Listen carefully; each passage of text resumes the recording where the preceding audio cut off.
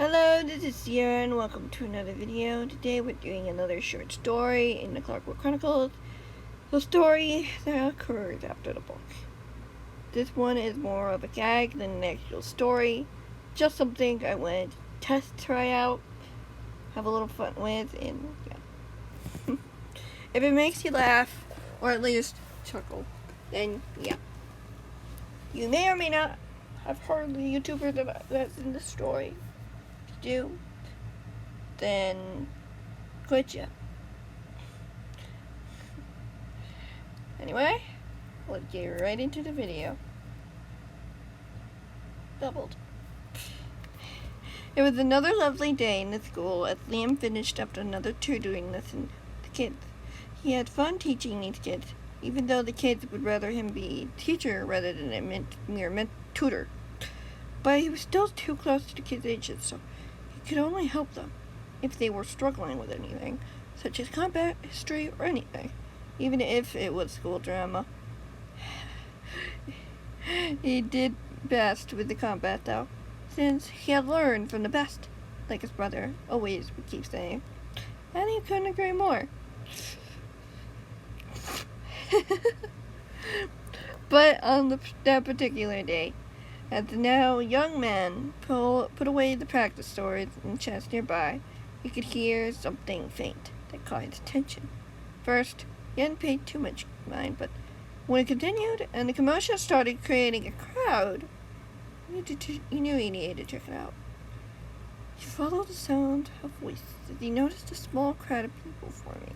He could hear words that puzzled him. Words about a traitor.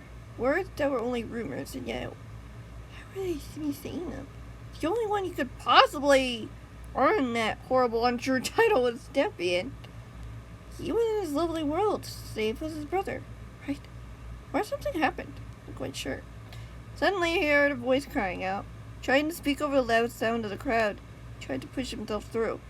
He didn't recognize that voice, which was a good sign, but why were people calling him something he wasn't?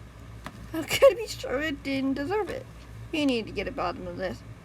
"Let me through," Liam said defiantly. He was surprised, but relieved to see that some people had heard him and moved aside. Something wasn't right. He managed to get through the crowd. He could see a tall man looming over an orange cat, but it wasn't Stampy. His cat was similar, but much thinner, scruffier than his friend, and smaller too. He certainly was something intriguing. "Quiet, traitor. No one cares about your petty questions." The man snapped over the startled feline. "But I don't know what you're accusing me of. I'm not who you think I am," the cat pleaded. "Just came here after my home was attacked. I was just looking for help. That's all." "Liar," the man sneered, glaring down at his victim. "I'm afraid he's not lying, sir," Liam said defiantly, startling the man as he jumped, whirled to face him. "What are you talking about? Of course he is.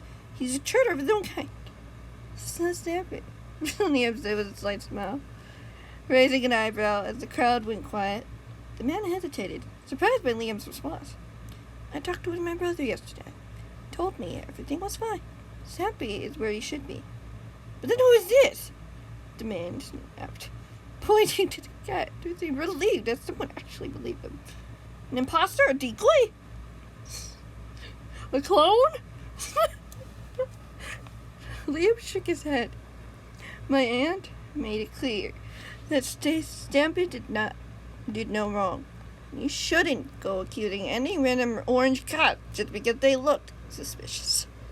The man scoffed, but glanced over at the cat beside him and shook his head aside. "You're not going to tell her, are you?" "I don't need to, so long as you don't do it again," Liam said simply, as he watched the crowd disperse, murmuring and talking amongst themselves quietly. There was need for them there. "And I had best be on my way then," the man said as he went to leave. "Before you go," Liam said, stopping the man in his track, "you should apologize to this one here." The man sighed and turned, but did as he was told before heading off, leaving the young man with the strange newcomer. Liam walked over to the cat, who was getting to his feet as he brushed the fluff off. "You okay?" Liam asked curiously, raising an eyebrow. "Yeah, I'm okay," the cat replied. "Thanks for standing up for me like that." Hey, you had no right to do that. Liam said with a slight smile. Come on.